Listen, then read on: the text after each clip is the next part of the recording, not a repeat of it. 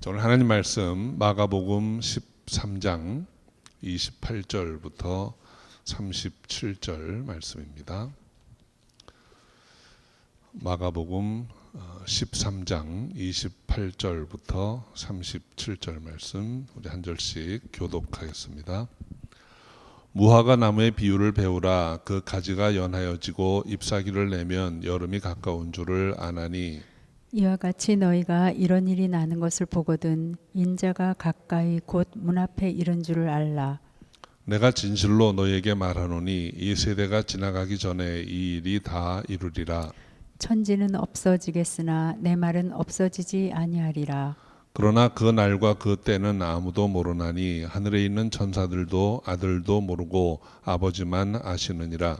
주의하라, 깨어 있으라. 그때가 언제인지 알지 못함이니라.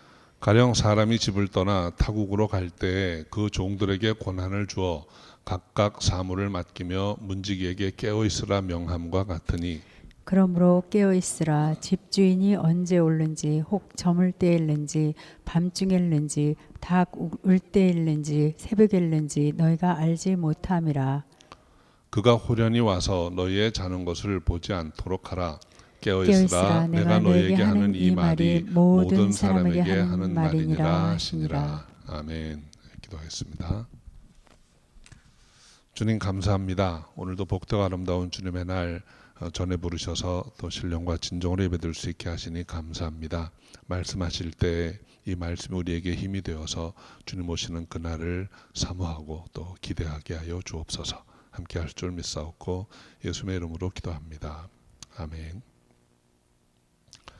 자, 오늘은 이제 교회력으로 이제 대강절 기간의 첫 주일입니다. 대강절은 이제 주님의 오심을 기다리는 절기입니다. 그래서 대림절이라고도 하고 또 강림절이라고도 합니다. 성탄절부터 이제 4주 전에 기간을 우리가 대강절로 합니다. 원래 이 대강절의 의미는 그리스도의 오심을 이제 기다리는 그런 절기입니다. 주님께서 탄생하신 것, 또 성육신 하신 것을 기념하고 또 기억하고 지키는 절기입니다. 그런데 오늘날 우리가 이제 예수 믿고 구원받은 자들이기 때문에 우리가 기다리는 이 주님의 오심이라고 하는 것은 2000년 전에 이 땅에 오셔서 우리 죄값을 치르신 그 주님이 지금도 우리 삶에 임하셔서 우리 삶을 간섭해 주시기를 바라는 거죠. 그러니까 우리 삶 가운데 예수님의 함께 하심을 기대하고 사모하는 것입니다. 또 하나의 의미는 다시 오실 주님을 우리가 기다리는 것입니다. 그러니까 주의 재림을 사모하고 기다린다는 의미가 이 대강절에 있는 것입니다. 우리가 신앙생활을 한다고 하는 것은 아주 포괄적인 개념입니다. 예수님을 나의 생명의 주님으로 내 영혼의 구주로 믿고 영접해서 하나님 앞에 의롭게 되는 것부터 시작해서 우리의 몸과 마음이 이제 주님의 날에 부활해서 하나님 나라에 들어가는 것까지 전체를 이렇게 포괄적으로 믿는 거예요. 그러니까 우리 삶 가운데 우리 삶이 변화되고 주님이 우리에게 명하신 일들을 행하는 것, 이런 것까지 다 포함되어 있는 것입니다. 신앙생활은 내가 원하고 내가 바라는 어떤 것만 선별적으로 택해서 내가 이거는 믿고 이거는 이렇게 하고 나머지는 아니고가 아니고, 예수 믿는다고 하는 것은 우리 인생의 전체가 다 바뀌는 거예요. 그러니까 이 종말에 관한 내용을 우리가 예수 그리스도의 오심을, 다시 오심을 사모하고 기다리는 것, 마지막 때에 어떤 일이 있을 것에 대해서도 분명히 알고 그 일을 다 행하는 것까지를 포함하는 것입니다. 그래서 오늘 이 대강절 첫 주간에 제가 마가복음 13장 말씀을 택했는데 그 중에서도 오늘 읽은 본문은 종말에 관한 말씀입니다. 그러니까 우리가 예수님을 믿게 되면 종말에 있어야 할 일도 우리가 알고 믿음으로 그 일들을 잘 대해 나가는 것까지를 포함하는 것입니다. 자, 오늘 본문을 통해서 우리가 어떤 마음으로 주님의 다시 오심을 기다려야 할 것인지를 함께 생각해 봅니다. 이 마가복음 13장은 제일 앞부분에 예수님께서 성전이 무너질 것을 말씀하세요. 돌 위에 돌 하나 남기지 않고 다 무너질 것이다. 이런 말씀을 하시니까 이제 제자들이 깜짝 놀랍니다. 유대인들에게 있어서 성전이 무너진다고 하는 것은 상상할 수 없는 일이죠. 하나님의 임재가 있는 성전이기 때문입니다. 그런데 주님이 말씀을 하셨기 때문에 도대체 그렇다면 그런 일이 언제 일어날 것이고 우리가 어떻게 알 수 있습니까? 하고 물어봅니다. 거기에 대해서 마가복음 13장은 예수님의 답변하신 내용이 나오는데, 첫 번째는 5절부터 13절 사이에 먼저 미혹과 재난과 핍박이 있을 것이다, 이렇게 말씀을 하세요. 두 번째는 14절부터 23절 사이에 끔찍한 대환란과 거짓 그리스도의 미혹이 있을 것이다, 이렇게 얘기하십니다. 그리고 세 번째로 24절부터 27절 말씀에 그런데 그러한 일들이 징조로 있은 후에 인자가 다시 오신다. 그때는 구름을 타고 영광 가운데 올 것이다, 이렇게 말씀을 합니다. 주님이 분명히 다시 오실 텐데 그때는 연약한 인자로 오시는 게 아니고 만왕의 왕으로 만주의 주로 다시 오시게 된다 하는 말씀을 한 것입니다. 자, 이제 거기까지 말씀을 드리고 나서 이제 오늘의 본문을 우리가 함께 살펴보겠는데, 오늘 본문은 비유의 말씀으로 시작합니다. 첫째는 28절에 보면 무화과 나무의 비유를 들려주세요. 우리 한번 같이 읽어보겠습니다. 28절 말씀. 무화과 나무의 비유를 배우라. 그 가지가 연하여지고 잎사귀를 내면 여름이 가까운 줄을 아나니. 예수님께서 무화과 나무의 비유를 든 것은 이스라엘 지방에 사는 사람들이라면 이 무화과 나무에 대해서 잘 압니다. 무화과 나무는 보통 먼저 가지가 연해진 다음에 3, 4월경에는 잎을 냅니다. 그리고 잎이 무성해지면 5, 6월경에는 이제 열매를 맺게 되는 거예요. 그러니까 무화과 나무를 관찰해 보면 이 무화과 나무가 언제 열매를 맺을지 안다는 거죠. 그러니까 가지가 연해지고 잎이 나기 시작하면 이제 곧 열매를 맺겠구나 하는 걸 당연히 안다는 것입니다. 이 비유를 들려주신 이유는 이제 모든 일에 순서가 있고 그 경과가 있다는 것을 보여주시기 위한 거예요. 그러니까 이 세상에 어떤 일도 갑자기 툭 터져 나오는 일은 없다는 것입니다. 무화과 나무에 가만히 있다가 갑자기 열매가 딱 맺는 게 아니고 가지가 연해지고 잎이 나기 시작하고 하는 그 과정들을 보면서 이제 열매가 맺겠구나 하는 걸 알게 된다는 거죠. 세상 모든 일이 좋은 일 나쁜 일 다 그렇습니다. 요즘 한국 소식은 가끔 이렇게 뉴스를 보고 듣다 보면 자꾸 안 보게 되는데, 이런 일도 뭐 갑자기 생긴 일이 아니라는 거죠. 이게 벌써 몇 년 전부터 다 가지가 연해지고 잎이 나고 하는 일들이 있었다는 거예요. 그래서 지금 이런 결과가 오게 된 것입니다. 미국도 마찬가지입니다. 여러분, 미국에 얼마 전에 대통령 선거가 있었는데 어느 후보 한 사람이 갑자기 나타나 가지고 느닷없이 대통령이 된 게 아니에요. 사실은 그 전부터 가지가 연해지고 잎이 나는 일이 있었다는 것입니다. 이러면 안 되는데 정말 이렇게 해도 되는 건가? 세상이 이렇게 가야 되나? 하는 생각들을 많이 가지고 있었던 거죠. 그러다가 때가 되어서 이제 결실을 맺게 된 것이라고 볼 수 있습니다. 무엇이 옳고 나쁘다는 얘기를 하는 게 아니에요. 그 경과가 그렇다는 것입니다. 무화과 나무가 먼저 잎사귀를 내고 이에서 열매를 맺게 되는 것은 하나님의 섭리입니다. 하나님의 계획 안에서 일어난 일이라는 것이죠. 그래서 마지막 때에 일어날 일도 이렇게 잎이 가지가 연해지고 잎이 나고 하는 징조들이 있다는 것입니다. 그런데 그 징조들이 우리가 앞에 본문에 나와 있는 내용을 보면 미혹과 재난과 핍박이 가지가 연해지는 시작되는 일이고, 이제 잎이 무성해져서 열매를 맺기 직전이 되면 어떤 일이 있는가? 아주 끔찍한 환란이 있고 적그리스도가 배도하는 일이 일어날 것이다라는 것입니다. 이것이 이런 일입니다. 이런 일이 있고 나면 하는 것이죠. 우리 29절 한번 같이 읽어볼까요? 이와 같이 너희가 이런 일이 나는 것을 보거든 인자가 가까이 곧 문 앞에 이른 줄을 알라. 이런 일이 있는 것을 보게 되면 인자가 가까이 문 앞에 이른 줄 알라라고 말씀합니다.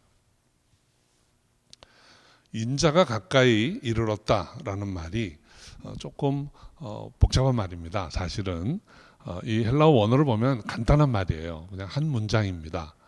그것은 영어로 직역을 하게 되면 it is near 예요. 그냥 가까이 왔다라는 것입니다. 그런데 이 말씀을 두 가지로 해석할 수 있는 말입니다. 특히 이제 우리말 성경에는 인자가 가까이 이른 줄 알라 이렇게 말씀하고 있는데 영어 성경을 보면 크게 두 가지로 해석이 다르게 나옵니다. 가끔 여러분 그 영한 대조 성경 보시면 NIV로 번역되어 있는 성경을 보게 되는데 그 NIV에는 인자가 가까이 온 줄 알라 이렇게 되어 있지가 않고 it is near라고만 되어 있어요. 그것은 3인칭 대명사죠. 그것이 가까운 줄 알라 혹은 그 일이 가까운 줄 알라 이렇게만 되어 있습니다. 그리고 NASB라고 하는 성경에 보면 He is near라고 되어 있어요. 그분이 가까이 오신 줄 알라. 우리 개역 한글 성경에는 인자가 주님이 가까이 오신 줄 알라 이렇게 해석이 되어 있죠. 왜 이렇게 다른가 하면 사실은 어떤 의미에서 보면 같은 내용이에요. 그런데 조금 시간의 차이가 있습니다. 그 NIV 성경 같은 데서 it is near라고 한 것은 성경의 앞에 문맥을 보면 제자들이 성전이 무너지는 일이 언제 일어납니까? 라고 물어봤죠. 거기에 대해서 예수님이 답하시기를 이런 징조가 있은 다음에 그 일이 있을 것이다 라고 답하신 걸로 본 거예요. 그러니까 당연히 어떻게 됩니까? 배교하고 핍박하고 미혹하고 하는 일이 있다가 대환란이 있고 적 그리스도가 배도하는 일이 있은 다음에는 성전이 무너질 것이다. 이렇게 답한 걸로 본 거예요. 그러니까 it is near라고 해석을 한 거죠. 그런데 NSB 성경은 예수님이 그 후에 오실 것이기 때문에 그 뒤에 보면 인자가 구름을 타고 영광 중에 오실 것을 말씀하셨기 때문에 그 일이 가깝다는 거예요. 인자가 바로 오신다라고 이제 해석을 한 것입니다. 사실은 같은 일이에요. 마지막 때가 되면 성전이 무너지는 일이 있고 끔찍한 환난과 그런 징조가 있고 그리고 주님이 다시 오실 것입니다. 그래서 같은 내용을 말하고 있는 것입니다. 그러니까 우리는 우리 한글 성경을 통해서 우리가 다시 한번 생각할 수 있는 것은 이 마지막 때가 가까이 오면 결국은 이 세상의 모든 기존의 시스템들이 무너지고 주님이 다시 오신다라는 것을 이해할 수 있어야 합니다. 여러분, 성전이 무너진다는 말이 무슨 말일까요? 이것은 역사적으로 실제로 AD 70년에 성전이 무너졌습니다. 그래서 이스라엘 사람들은 그 성전이 무너지는 걸 자기 눈으로 다 목도했어요. 그런데 사실은 성전이 무너진다라고 예수님이 말씀하신 것은 내가 다시 세울 것이다 라는 말씀과 연계해서 해석을 해야 합니다. 여러분, 성전이라는 것이 무슨 의미를 갖고 있는 건물입니까? 그 안에 하나님의 임재가 있는 곳입니다. 하나님의 임재를 앞에 모시고 예배 드리는 곳이 성전이에요. 오늘날로 얘기하면 교회입니다. 우리가 하나님을 의지하고 하나님께 예배하고 섬기는 그 신앙의 시스템을 말하는 거예요. 근데 마지막 때가 되면 그 다 무너진다는 것입니다. 여러분, 오늘날 점점 교회들이 많이 없어집니다.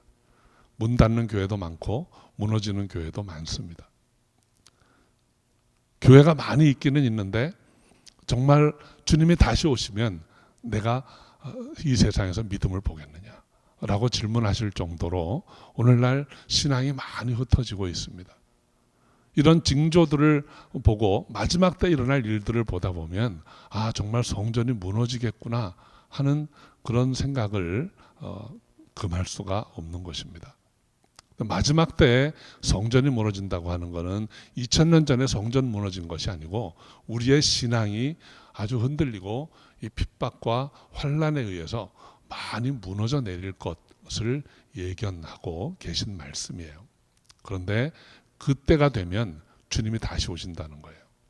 여러분, 오늘날 우리가 살고 있는 세상을 돌아보면 어떻습니까? 정말 미혹과 핍박과 배교하는 일들이 많이 있습니다. 아직 누가 적그리스도인지는 모르지만 이제 머지않은 장래에 대환란과 적그리스도가 나타나지 않을까 하는 생각도 하게 되는 것입니다. 분명히 종말은 다가오고 있습니다. 그래서 정말 우리가 이 종말을 어떻게 대비해야 할 것인가 하는 것, 우리가 말씀으로, 믿음으로 준비해야 할 줄로 믿습니다. 우리 사랑성도 여러분, 기독교 신앙은 십자가의 신앙입니다. 또 기독교 신앙은 부활 신앙입니다. 그리고 기독교 신앙은 이 그리스도의 재림에 대한 믿음을 갖고 살아가는 것입니다. 저는 이 다시 오실 주님에 대한 믿음이 저와 여러분 안에 아주 굳건하게 튼튼하게 세워져 있기를 바랍니다. 이 믿음이 분명하면 세상이 아무리 우리를 힘들고 어렵게 하고 핍박과 환난이 있어도 그것으로 마지막인가 끝인가 하고 두려워하는 것이 아니고 이제 주님이 다시 오시겠구나 라는 믿음으로 주님 앞에 더 가까이 나아갈 수 있는 줄 믿습니다. 자, 우리 30절 말씀 한번 같이 읽어볼까요? 내가 진실로 너에게 말하노니 이 세대가 지나가기 전에 이 일이 다 이루리라. 이런 일이 이 세대가 지나가기 전에 이루어질 것이다 라고 말씀하고 있습니다. 이 세대는 문자적으로는 예수님의 때를 말하는 거죠. 예수님이 살아계시면서 제자들에게 하신 말씀이니까. 실제로 1세기 말에 이스라엘은 이런 일들을 경험했어요. 배교하는 일이 있었고 로마가 들어와서 성전을 다 무너뜨리고 그런 일들이 있었습니다. 그래서 아주 가까운 장래에 대한 예언이고 그것이 성취되었죠. 그런데 실상 이 세대가 가르치는 것은 우리에게 주시는 말씀입니다. 우리에게 이 성경은 2000년 전이나 지금이나 똑같은 말씀을 하고 있는 것입니다. 이 세대가 지나가기 전에 이 일이 이룰 것이다. 이 세대가 그러면 과연 언제일까 하는 것이 이 예수님 말씀하셨을 때 물었던 제자들만이 아니고 한 밀레니엄이 끝날 때마다 사람들이 마음에 갖고 있던 의문이고 질문이었어요. 그래서 여러분, 지금은 벌써 시간이 많이 지나갔는데 Y2K 생각나십니까? 2000년으로 바뀔 무렵에 그때 아마 막 물 사놓고 라면 사놓고 하신 분들 많이 계실 거예요. 하도 사람들이 말을 많이 하니까 이제 끝인가 보다, 끝일 수도 있다 라는 생각들을 하면서 세대가 이제 이게 마지막인가? 이 세대가 그 세대인가? 하고 막 혼란스러워했던 기억이 있을 것입니다. 도대체 이 세대는 어떤 세대입니까? 그것은 분명한 것은 예수께서 이 땅에 오신 다음 그 시대를 말하는 거예요. 그리고 예수님이 다시 오시기 전까지의 그 시간입니다. 그러니까 우리가 살고 있는 이 시간입니다. 우리가 살고 있는 이 시간, 어떤 사람은 좀 더 오래 살고 어떤 사람은 오래 못 살겠지만 우리가 살고 있는 이 시대 안에서 일이 일어난다는 거예요. 하나님이 만드신 창조하신 이 세상이 없어지기 전에 반드시 이 일이 일어날 것이다 라는 것입니다. 그래서 이 세대가 지나가기 전에 이 일이 다 이루리라 하신 말씀은 이 세상은 반드시 끝이 있고 이 세상의 끝에는 주님이 다시 오셔서 새 세상이 시작될 것이다 라는 것을 말씀하고 있는 것입니다. 31절에 천지는 없어지겠으나 내 말은 없어지지 아니하리라 그랬습니다. 이사야 40장 8절에 보면 풀은 마르고 꽃은 시드나 우리 하나님의 말씀은 영영이 서리라 했습니다. 하나님 만드신 이 세상은 분명히 시작이 있고 끝이 있습니다. 그러나 하나님의 말씀은 시작도 없고 끝도 없습니다. 그분의 말씀은 영원히 진리의 말씀이고 그분이 선포하신 말씀은 반드시 이루어진다는 것입니다. 그래서 지금 예수님 말씀하신 것은 내가 지금 하고 있는 이 말을 너희가 기억하고 꼭 지켜라 하는 그런 의미로 주신 말씀이에요. 제자들은 그 날과 그 때에 대해서 늘 궁금해했습니다. 그 옛날만이 아니고 지금까지도 계속 궁금해합니다. 그날과 그때가 언제입니까? 주님의 답은 간명합니다. 모른다. 모른다. 나도 모른다. 아버지만 아신다. 라고 말씀을 하셨습니다. 우리 사랑성도 여러분, 마지막 때의 정확한 시기에 관해서 알지 않아도 됩니다. 사람 마음속에 그 궁금한 마음이 있어요. 그때가 언제일까? 그때가 알 수만 있다면 내가 좀 대비를 할 텐데, 아마 대비를 할까봐 안 가르쳐 주시는 건지도 모릅니다. 여러분, 그 날과 그 때는 우리가 알려고 할 필요 없습니다. 중요한 것은 그 날이 분명히 오기 때문에 우리가 어떻게 살아야 할 것인가가 중요한 것입니다. 33절에 보면 그 날과 그 때를 묻는 제자들에게 모른다라고 하시고 한 가지 답을 주세요. 그 날과 그 때를 알려고 하는 것은 대비하려고 하는 것인가? 그렇다면 내가 대비할 수 있는 방법 하나만 알려줄 텐데 그것은 깨어있는 것이다 라고 말씀한 것입니다. 깨어있으라. 33절부터 37절 사이에 보면 세 번이나 반복해서 말씀하세요. 깨어있으라. 깨어있으라는 말의 의미가 뭘까요? 잠들지 말고 일어나 있으라는 거예요. 눈 똑바로 뜨고 무슨 일이 일어날지 보고 있으라 하는 것입니다. 재난과 핍박과 미혹이 올 때, 대환란이 오고 적그리스도가 와서 세상을 배도하고 미혹할 때 허둥대지 말고 두려워하지 말고 눈 똑바로 뜨고 보고 있으라는 것입니다. 그 와중에 주님이 오실 것이기 때문에 라는 거예요. 그러니까 하나님의 약속을 믿고 주님의 오심을 분명히 아는 우리는 이 일들이 두렵지 않은 것입니다. 마지막 때가 와도 정신 똑바로 차리고 깨어 있으면 오시는 주님을 만날 수 있기 때문입니다. 왜 깨어 있으라 하시는지 한 번 더 생각을 해봅니다. 첫째는 그때가 언제인지 알지 못하기 때문이에요. 6월절에 히브리인들은 옷을 입고 허리에 띠를 띠고 신을 신고 지팡이를 손에 잡고 마지막 음식을 먹었습니다. 왜 그렇게 했습니까? 언제 떠나라 할지 모르기 때문에. 그렇게 하고 있다가 떠나라 하는 음성을 듣는 순간에 떠날 수 있도록 그들은 그렇게 대비를 하고 있었던 것입니다. 그들은 깨어 있었습니다. 우리가 보통 아침에 내가 몇 시에 일어나야지 하고 계획을 하면 시간을 맞춰놓고 얼람을 맞춰놓고 잡니다. 그런데 언제 일어날지 모르고 언제 와서 부른다, 언제 나를 부를지 모른다 할 때는 얼람 맞춰놓는 게 아니고 깨어 있어야 합니다. 처음에 제가 사역을 하면서 새벽 기도를 처음 이제 하게 됐어요. 저희 집에서 먼 지역을 가는데 한 2시쯤부터 일어나서 안 잡니다. 잠들었다가 못 가면 낭패잖아요. 그러니까 뭐 얼람 이런 거 의지하지 않고 옷 입고 일어나 앉아 있는 거예요. 그러다 시간 되면 가는 거예요. 여러분, 주님이 다시 오실 날을 우리가 모릅니다. 얼람 맞춰놓고 그때까지 편하게 잘 수 있는 게 아니에요. 깨어 있어야 한다는 것입니다. 두 번째는 깨어 있는다는 말씀의 의미예요. 여러분, 깨어 있는다라는 말은 잠자지 않고 일어나 있는다는 말씀도 있지만 취하지 않고 깨어 있는다는 의미가 있습니다. 우리가 잠은 안 자고 있는데 무엇인가 취해서 다른 생각을 하고 있다면 그것은 깨어 있는 것이 아닙니다. 주님은 깨어 있으라 이렇게 말씀하십니다. 성경에 여러 번 경고하는 말씀들이 나옵니다. 깨어 있으라. 술 취하지 말고 깨어 있으라. 하나님의 백성은 하나님의 말씀을 붙들고 깨어 있는 사람입니다. 주님이 다시 이 땅에 오셨을 때 우리가 무엇인가 취해 있다면, 그래서 하나님의 뜻을 알지 못하고 엉뚱한 일을 행하고 있다면, 하나님이 있으라 한 곳에 있지 않고 있지 않아야 할 곳에 있다면, 하나님이 이렇게 해라 하셨는데 그 일 말고 다른 일을 하고 있다면 주인이 돌아와서 화를 낼 것 자명한 일이다라는 것이죠. 그래서 비유의 말씀을 또 주신 것입니다.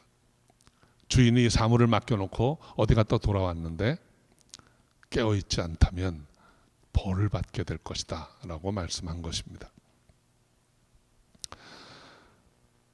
마지막으로 우리 37절 말씀에 깨어 있으라 내가 너에게 하는 이 말이 모든 사람에게 하는 말이니라.